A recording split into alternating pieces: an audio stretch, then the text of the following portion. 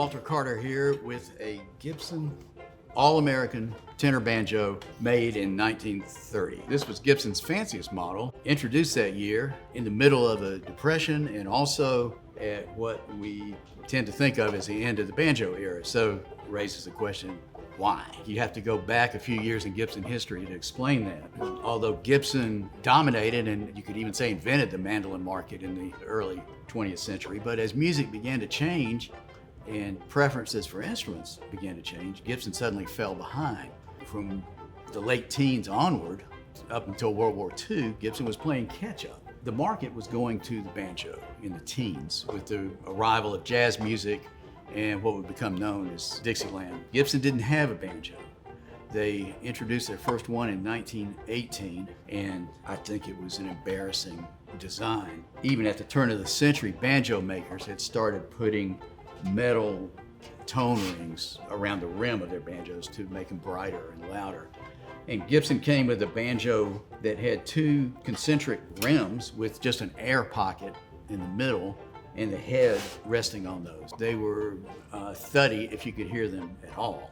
In the early 20s, Gibson set about to improve the banjo design. This was the period when Lloyd Bloor was there, so we may be able to give him credit, maybe not. They first came up with a metal tube that went around the top under the rim, and they rested that on a series of ball bearings just to separate it some from the rim. To make that better, they put the ball bearings on springs to further separate the tube from the rim. That worked pretty well through the mid-20s. Even though people were starting to play guitar by 1927, and banjo players in some bands were switching over to guitar, Gibson was still trying to improve their banjo. So they came up with two different designs in 1927.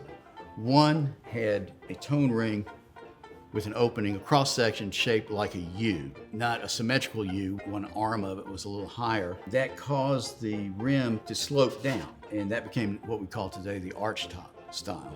At the same time, they came up with a tone ring that was almost the reverse. Instead of the opening going towards the top, it went down. It was more of a V shape, but where the head came across it, there was no arch. It was just one point of contact, and that became known as the flathead. Gibson thought the archtop was the better of the two. All the higher models, they all had the archtop ring, and only the lower models had the flat top. Which one is best? Let's jump ahead a little bit. Earl Scruggs played a flathead, so that's what everybody thinks is best now. But at the time, the archtop was thought to be the better ring.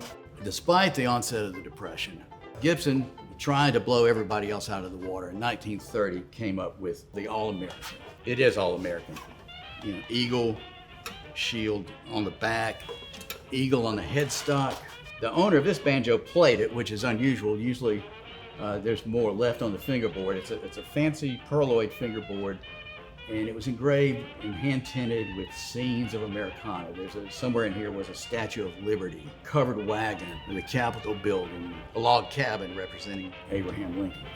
So this thing came out in 1930. Probably 25 All-Americans were made total in the 1930s. They haven't all surfaced, but there was one 5-string. The first one had some sort of a flathead tone ring. All the rest that have surfaced have a archtop tone ring, except for this. It's very rare. It's not totally one of a kind, but this would be, to banjo players, the ultimate in a tone ring.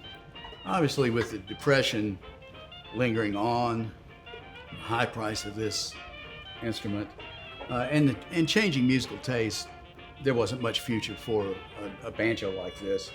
Gibson did reissue it later on. This one stands as really an important representation of two types of American music.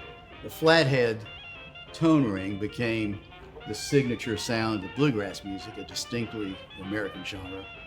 And the tenor banjo in general is representative of another distinctly American genre, jazz, or what we call Dixieland jazz today.